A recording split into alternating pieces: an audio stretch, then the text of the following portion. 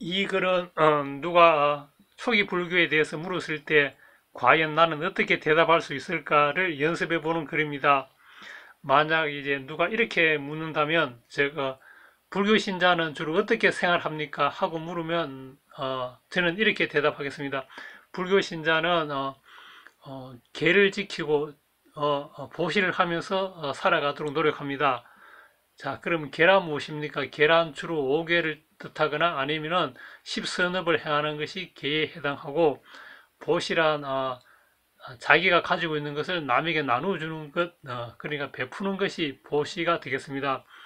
그럼 묻기를 왜 그런 것을 합니까? 왜 계를 지키고 보시를 하면서 살아갑니까? 제가 배운 대답으로는 그렇게 하면은 괴로움은 점점 줄어들고 행복이 늘어나기 때문입니다. 즉, 다른 말로 하면 이 세상에서도 행복하게 살 수 있고 저 세상에서도 좋은 곳 하늘 세상에 태어나기 때문입니다. 자, 그럼 또 묻기를 그럼 보시에는 뭐 어떤 것이 있습니까? 한다면은 저는 이렇게 대답하겠습니다. 제가 비우기로는 세 가지가 있습니다. 첫째는 자기가 가지고 있는 뭐 재물로서 남에게 베푸는 게 되겠습니다. 예를 들자면은 뭐 불우이웃 돕기 성금을 낸다든지 아니면은 이재민이 발생했을 때 그런데 또 성금을 낸다든지 아니면 이웃에 뭐 가난한 사람들을 위해서 뭐 음식을 제공한다든지 뭐 아니면 뭐 옷 같은 거 이런 걸 제공한다든지 등등 기타 자기가 가지고 있는 재물로서 이렇게 남에게 베푸는 게 바로 제시 되겠습니다. 그러면 법시란 무엇입니까? 법시란 훌륭한 가르침을 남에게 들려주는 것. 예를 들자면은 누가 슬픔, 뭐 고통, 괴로움, 절망, 비탄 그런 데 빠졌을 때 그래 적절하게 뭐랄까 가르침을 들려주는 것. 예를 들자면 이것은 괴로움이다. 이것은 괴로움의 원인이다. 이것은 괴로움의 소멸이다. 이것은 괴로움의 소멸로 인도하는 바른 도닦음이다. 등의 내용을 뭐랄까 아주 잘 이렇게 정리해서 들려주는 게 이런 게 바로 법시 되겠습니다. 그 다음에 세 번째는 이제 무예시가 있겠습니다.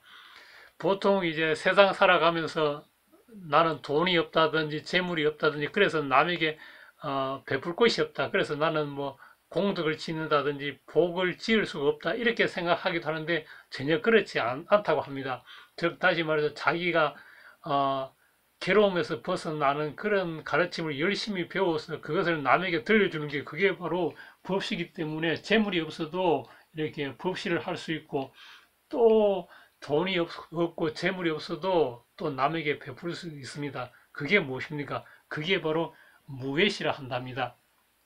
이 무외시는 뭔가 하면은 자기 자신이 뭐랄까 계율을 잘 지킨다든지 아니면 악을 행하지 않고 선하게 살아갑니다. 그러면은 세상 사람들은 그런 자기 자신에 대해서 어떤 태도를 가집니까? 그 사람에 대해서는 두려움을 가지지 않습니다. 그리고 또 뭐랄까 또 원한도 가지지 않습니다. 그리고 또 정오심도 가지지 않습니다. 바로 이런 것이 무외시를 베푸는 것이라 한답니다. 그러니까 누구에 대해서 뭐랄까, 두려움도 일으키게 하지 않고, 원한도 일으키게 하지 않고, 정오심도 일으키게 하지 않는 것, 이게 바로 무외시라고 한답니다.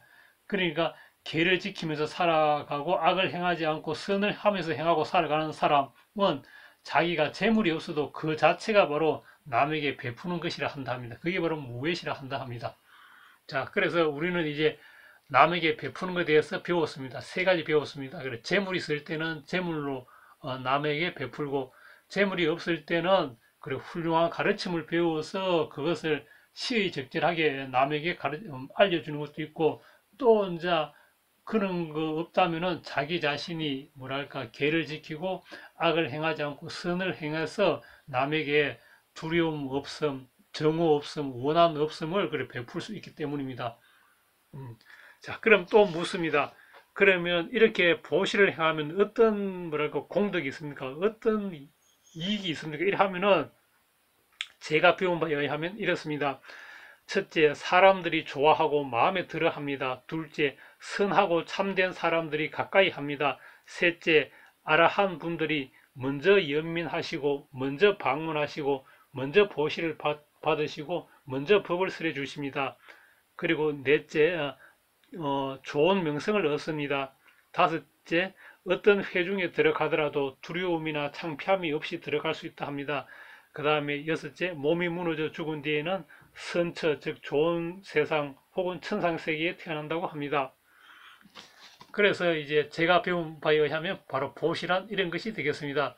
그러니까 세상 살아가면서 행복하게 사는 방법에는 그래 전문적인 지식이나 기술을 배워서 좋은 그래 알맞은 직장에서 뭐랄까 재물도 얻고 가족을 이루어서 행복하게 사는 방법도 있고 그런데 또 다른 방법으로는 바로 이렇게 남에게 베풀면서 살아가는 것 이것이 바로 복을 가져오는 방법이라 합니다. 자, 그럼 오늘은 여기까지 하겠습니다.